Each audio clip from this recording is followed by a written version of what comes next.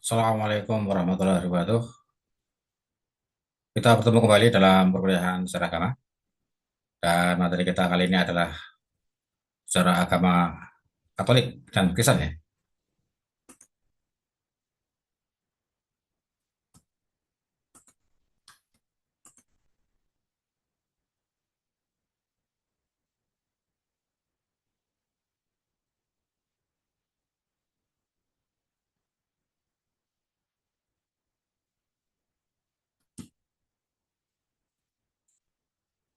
Ya, pertama kita bahas dulu agama Katolik ini ya.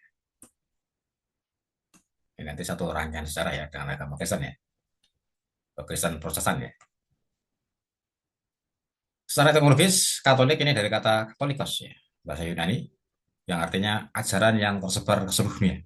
Wah, jadi ini ya bisa dikatakan kalau dalam istilah agama Islam ya itu Katolik adalah agama dakwah ya, agama yang disebarluaskan ke berbagai daerah ya, ke berbagai wilayah sampai ke seluruh penjuru dunia ya, Katolikos. Nah, biasanya para penyebar agama ya, baik dari Katolik ini ya, atau juga dari Kristen nanti ya, itu ada suatu ya semacam organisasinya ya, atau perkumpulannya ya.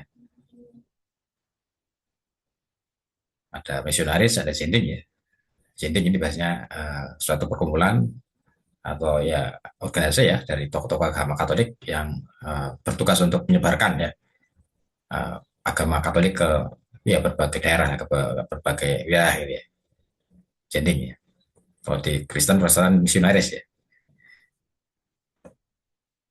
Nah, kalau di Islam ya para ulama lah ya, para ulama yang berdakwah ini ya.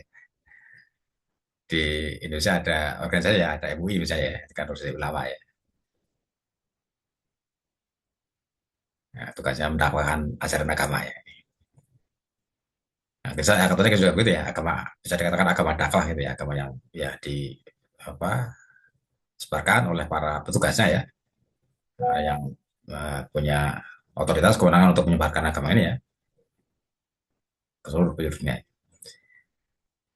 Nah, agama ini ya didirikan atau di apa ya, yang mendirikan ini adalah Yesus Kristus ya, yang dianggap sebagai pendiri agama ini yang hidup di abad 4 sebelum Masehi ya.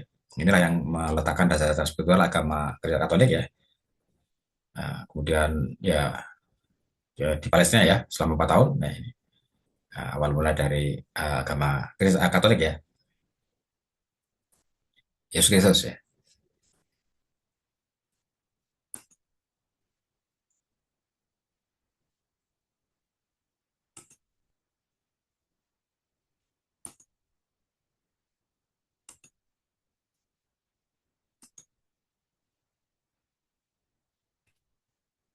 Nah, ini ada gambar sedikit ya.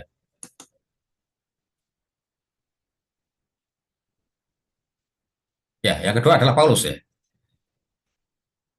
Ini adalah orang yang hidup sezaman dengan Yesus. Paulus. Pada mulanya adalah seorang Yahudi, ya, seorang pendeta bahkan ya, seorang pendeta Yahudi ya, Yahudi Gamaliel ya, yang kemudian masuk ke agama ini. Ya, Paulus ini mengelola dasar teologi dan menambahkan betul-betul ritus pemujaan terhadap Yesus. Ya, inilah jadi yang mengelaborasi ya apa ajaran-ajaran dari Yesus dalam bentuk-bentuk teologi ya, dalam bentuk-bentuk ritus-ritus ya, ya terutama ada ritus pemujaan terhadap Yesus. Nah, ini Paulus ya, peran Paulus di dalam apa agama Katolik ini ya. Paulus ini tidak menikah ya, ya karena bahwa laki-laki ya yang tidak menikah itu baik, lebih baik ya, meskipun tidak menikah juga tetap baik ya daripada terbakar nafsu. Ya, ya. Paulus ini tidak menikah ya. Ini Paulus ya yang dianggap juga sebagai pendiri ya agama Katolik ini. Nah itu Katolik ya dari sisi etimologisnya dan juga tokoh-tokohnya, tokoh-tokoh awal atau pendiri-pendiri agama ini ya, yang mengembangkan lah ya, pendiri dan mengembangkan dasar teologi dan ritus-ritus agama Katolik ya. Sementara itu Kristen ya, ini ya sama ya, agama yang mengakui Yesus ya, tapi Yesus sebagai Kristus. Kristus sendiri itu dalam bahasa Yunani artinya yang diberkati, yang diurapi ya.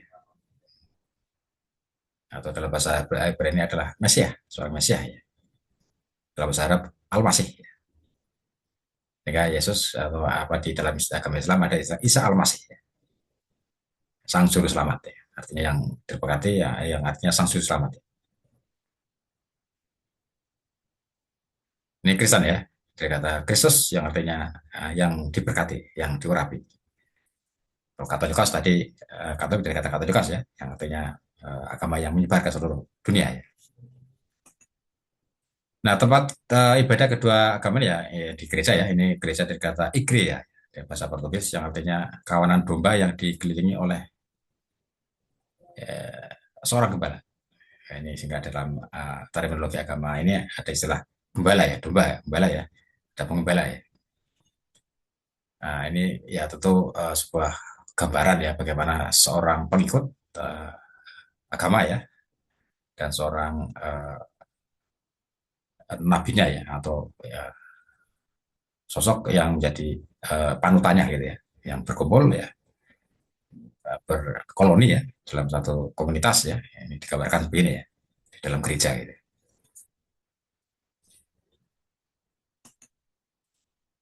Kemudian di dalam ajaran dua abangnya ada ajaran Trinitas ya atau Tritunggal ya. Ini uh, ya apa gambarannya begini ya.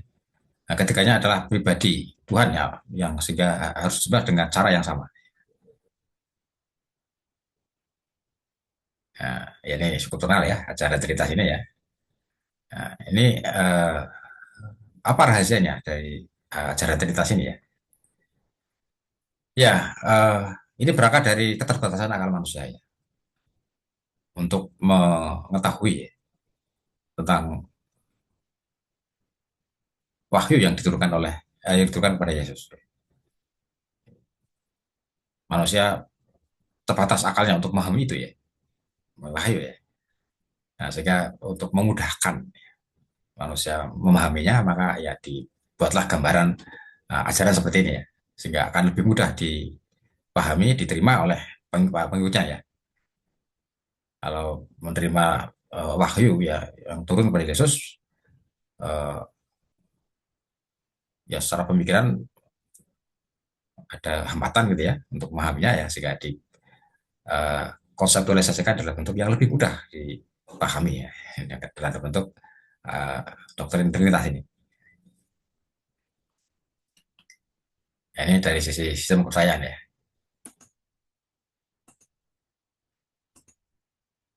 Nah, dalam perkembangan berikutnya berkembang ini ya Protestan ya. Jadi Kristen Protestan. Ini dari kata protes ya. Ini perbedaan pandangan antara teori Katolik ya, doktrin Katolik dengan yang Protes waktu itu ya, dengan sekelompok ya apa ya, orang ya yang punya pandangan berbeda ya dengan pandangan mayoritas agama Katolik waktu itu ya. Cukup terkenal dalam sejarah ya, yaitu Martin Luther ya. Ini salah satunya ya di Jerman ya. Ini mengkritik ya, doktrin Katolik ya tentang penebusan dosa. Jadi untuk menebus dosa dalam doktrin Katolik ini umat ya itu mengumpulkan dana ya untuk penebusan dosa. Ya. Nah ini oleh Martin Luther itu dipandang sebagai penggantian dosa dengan nominal rupiah, dengan nominal uang ya, kira-kira gitu. Jadi nilai-nilai rohani diganti, disubstitusi dengan uang ini dalam pandangan Martin Luther ya. Sehingga dia protes ya. Mengapa begitu Pak doktrinnya ya? Kemudian Martin menempelkan 95 dalil, dalil reformasi gereja ya yang ditempelkan di pintu gereja Wittenberg di Jerman ya. Nah, ini juga terkenal ya dalam sejarah ya yang dilakukan oleh Martin Luther ini. Reformasi gereja ini dari sana berangkat terjadi reformasi gereja, perubahan di dalam tradisi gereja ya. Yang tadinya dari tradisi Katolik yang ada itu ya, ada penebusan dosa itu ya, surat penebusan dosa ya, ini yang diprotes ya, terutama ya oleh Luther ya. Nah, sehingga ya telah lahirlah agama Kristen ya, Kristen Katolik ya, ya Kristen Protestan ya, dari protes Martin Luther ya. Nah, lalu bagaimana perkembangan budaya ini ya, terutama di Indonesia ya ini. Nah, di Indonesia Katolik berkembang dibawa oleh Portugis utama ya di abad 16 ya ini. Portugis sudah datang ke Indonesia ya di daerah Indonesia Timur ya di Malaka ya. Ini dalam rangka dagang waktu itu ya, interaksi dagang nih dengan kerajaan-kerajaan di sana ya di Ternate, Tidore ya, Halmahera ya. Nah, melakukan interaksi dagang di sana ya. Pada umumnya ya karena tadi ini Katolik adalah agama yang ingin disebarkan ke seluruh dunia ya dalam interaksi dagang ini juga ada aktivitas yang berkaitan dengan aktivitas keagamaan ya, penyebaran agama ya.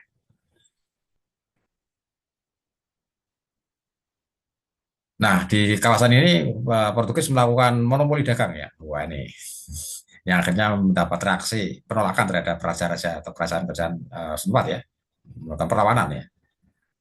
Nah, perlawanan raja apa pengusaha raja-raja di daerah Indonesia Timur waktu itu ya, itu akhirnya berdampak juga kepada perkembangan agama ini ya, perkembangan agama Katolik ya.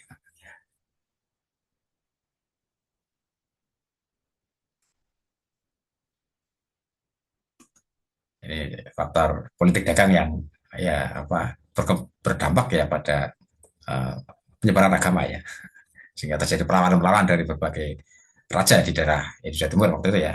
Misalnya perlawanan dari Sultan Bagulah ya di Ternate ya, sehingga terjadi perang Ternate ya.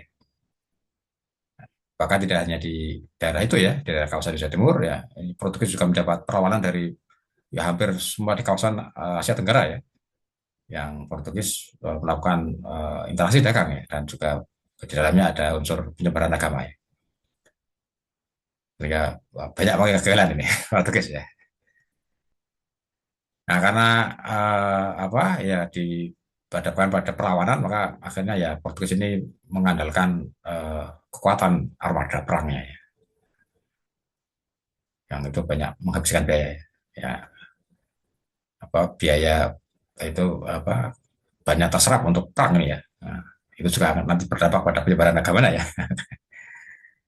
Karena ya sumber dayanya banyak tersita ya untuk perang ini, sehingga banyak mengalami kegagalan ya.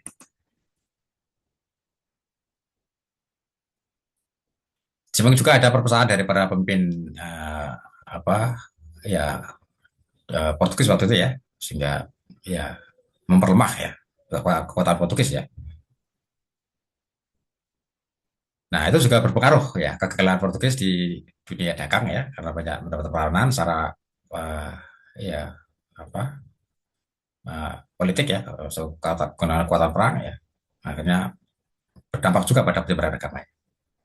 Di daerah Indonesia Timur, Maluku dan seterusnya, ya penyebaran agama Katolik di sana tidak berkembang ya. Ya, penyebaran agama Katolik di daerah Indonesia Timur waktu itu dipimpin oleh Fransiskus Xavierus.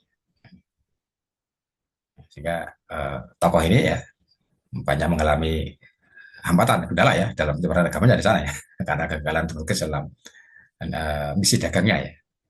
Yang banyak mendapat perlawanan ya. Fransiskus Xavierus ini.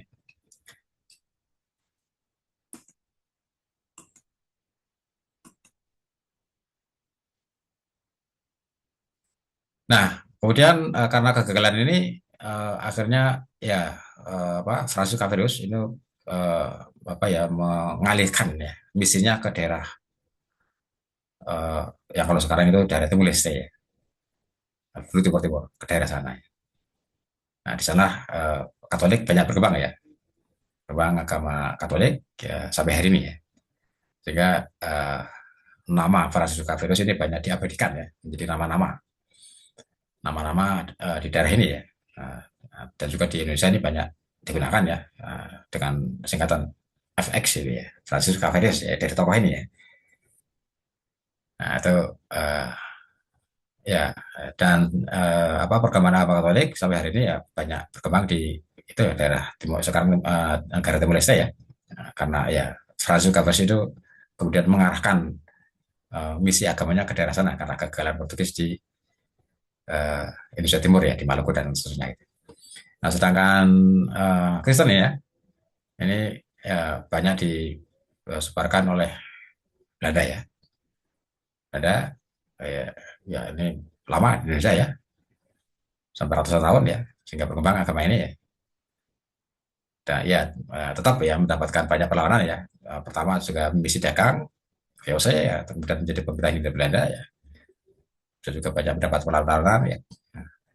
Dan ya perkembangan agama Kristen banyak di apa pelopori ya oleh tokoh-tokoh agama dari Belanda ya, melalui ya apa pemerintah Hindia Belanda ya di Indonesia waktu itu ya.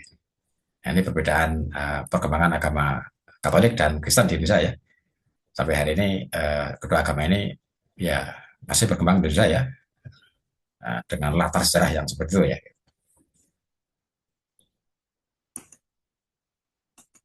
Ya begitulah kira-kira sekilas ya perkembangan agama ini ya. Nah, lebih lanjut nanti bisa kita bahas ya, untuk mulai diskusi barangkali ya nanti ya di pertemuan berikutnya ya. Ya kalau ada kurangan sama, wassalamualaikum warahmatullahi wabarakatuh.